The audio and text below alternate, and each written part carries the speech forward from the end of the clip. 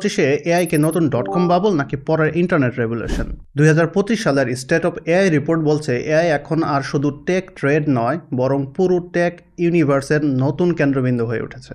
তা তো হবেই, যেখানে সেখানে ঘাসের মতো নতুন নতুন স্টার্টআপ গজে উঠছে এআই বেসড। বেসমার ভেঞ্চার পার্টনার্স এটাকে বলছে 2023 ছিল এআই বিগ ব্যাং আর 2025 হলো তার ফার্স্ট লাইট। যদি আপনারা বিগ ব্যাং এর অ্যানিমেশন দেখে থাকেন, প্রথমে একটা বুম, তারপর লাইট ছড়িয়ে পড়ে সব দিকে, যেখানে নতুন নতুন স্টার্টআপ মহাশূন্যে তারার মতো জ্বলছে। এখন স্টার্টআপগুলোর প্রায় দুই ভাগে ভাগ করা যায় মোটা দাগে। একদিকে সুপারনোভা, যারা এক বছরে এআরআর প্রায় $100 মিলিয়ন ছুঁয়ে ফেলেছে, কিন্তু তাদের গ্রাহক টিকে থাকা কাগজের ঘুড়ির মতো নড়বড়ে অনেকটা।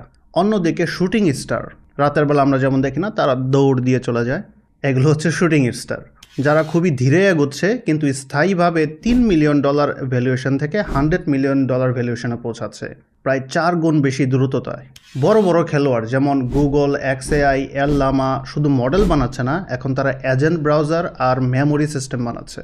আর এইখানে MCP, যেটা হচ্ছে মডেল কনটেক্সট প্রোটোকল, হয়ে উঠেছে এক রকমের AI USB-C টাইপ বিষয়। ঠিক যেন MCP সবগুলা কাজের সাথে একসাথে ইন্টিগ্রেট করা যায়, সেরকম একটা এনভায়রনমেন্ট তৈরি করা হচ্ছে। মনে হচ্ছে যেন ভবিষ্যতে MCP ছাড়া ভবিষ্যতে আর কোনো এজেন্টই টিকে থাকবে না, AI যে এজেন্টগুলো বানানো হচ্ছে।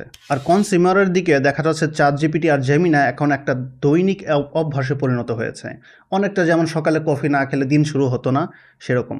এখন তো এমন একটা অবস্থা যে এআই ছাড়া মেইল লেখাও যায় না দৈনন্দিন জীবনে। কিন্তু আসল রিয়ালিটি চেক হলো গ্লোসি ডেমো আর ইনভেস্টর পিচ যতই চকচকে হোক, রিটেনশন আর রিয়েল ভ্যালুই হবে টিকে থাকার পরীক্ষা, অনেকটা .com বাবলের সময়কারের মতো। এর মাঝেই সেস জায়ান্টরা যেমন ইন্টারকম $100 মিলিয়ন প্লাস হচ্ছে ওদের ভ্যালুয়েশন তৈরি করে ফেলেছে। শুধু তাই না, ছোটোখাটো এআই স্টার্টআপগুলোকেও তারা গিলে ফেলছে, ঠিক যেমন 2000 সালের পর মাইক্রোসফট ছোট ছোট সফটওয়্যার কোম্পানিগুলোকে কিনে ফেলতো। এখন সব থেকে বড় কথা হচ্ছে 2026 সাল আসছে জেনারেটিভ ভিডিও বুম নিয়ে। Google Veo 3, OpenAI, Sora, Kling এগুলো মিলে ভিডিও প্রোডাকশন এমন সস্তা করবে যে টিকটক ইনফ্লুয়েন্সারদের আর আলাদা স্টুডিওর দরকার পড়বে না।